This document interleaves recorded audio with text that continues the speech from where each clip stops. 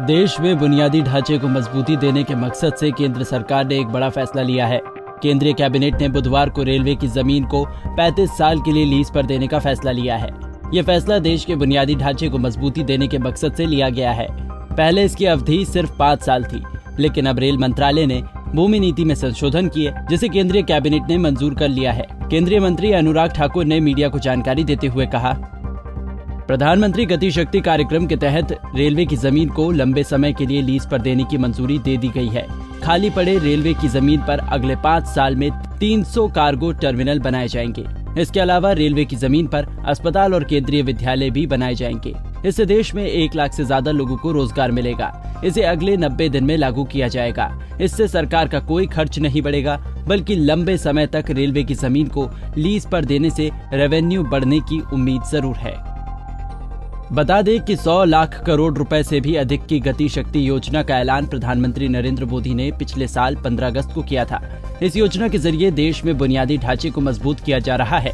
अब सवाल ये भी उठता है कि सरकार को 62,000 हेक्टेयर रेलवे की जमीन लीज पर देने का फैसला क्यों करना पड़ा।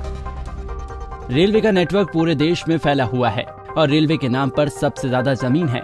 रेल मंत्रालय के मुताबिक 31 मार्च 2021 तक देश भर में रेलवे के पास 4.84 लाख हेक्टेयर जमीन थी। इनमें से 62,000 हेक्टेयर जमीन खाली पड़ी है, यानी इसका कोई इस्तेमाल नहीं हो रहा है।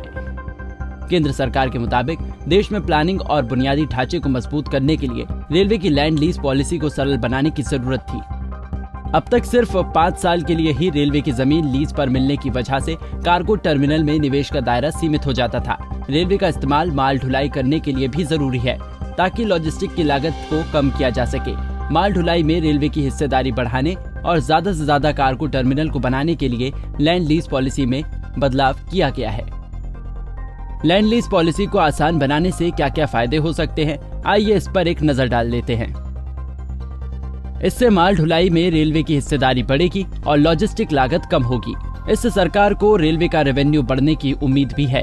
इसके अलावा इससे 1 लाख से ज्यादा रोजगार पैदा होंगे। इससे न सिर्फ कार्गो टर्मिनल बनाने में मदद मिलेगी, बल्कि gas, water supply, telecom cable, civil disposal, नालियां, optical fibre cable, pipeline road, flyover, bus terminal, regional rail transport और अर्बन ट्रांसपोर्ट जैसी सुविधाओं को विकसित करने में भी मदद मिलेगी। इतना ही नहीं, लीज पर रेलवे की जमीन पर सोलर प्लांट भी लगाए जा सकेंगे। इसके अलावा पब्लिक प्राइवेट पार्टनरशिप के जरिए अस्पताल और स्कूल भी बनाए जा सकेंगे। इन सब के अलावा रेलवे की जमीन को LLF यानी कि लैंड लाइसेंस फीस में बड़ी कटौती का फैसला हुआ है। लैंड लाइसेंस फीस 6% से घटकर 1.5% कर दी गई है। जमीन के मार्केट प्राइस पर अब 1.5% लैंड लीज फीस लिया जाएगा। इसके लिए अब रेलवे की जमीन 1 रुपए प्रति वर्ग मीटर की सालाना कीमत पर लीज पर मिलेगी। रेलवे की जमीन को लीज पर देने का समय बढ़ाने से सरकारी कंटेनर कंपनी कॉनकोर को बड़ा लाभ मिलेगा। 2020 तक कॉनकोर सरकारी कंपनी होने के नाते रियायती दरों पर लीज का लाभ लेती रही थी।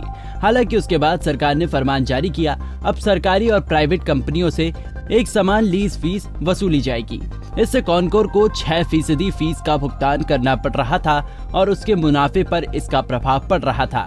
लेकिन अब कॉनकोर को सिर्फ 1.5% ही फीस देनी होगी और इससे कंपनी को काफी मुनाफा होगा।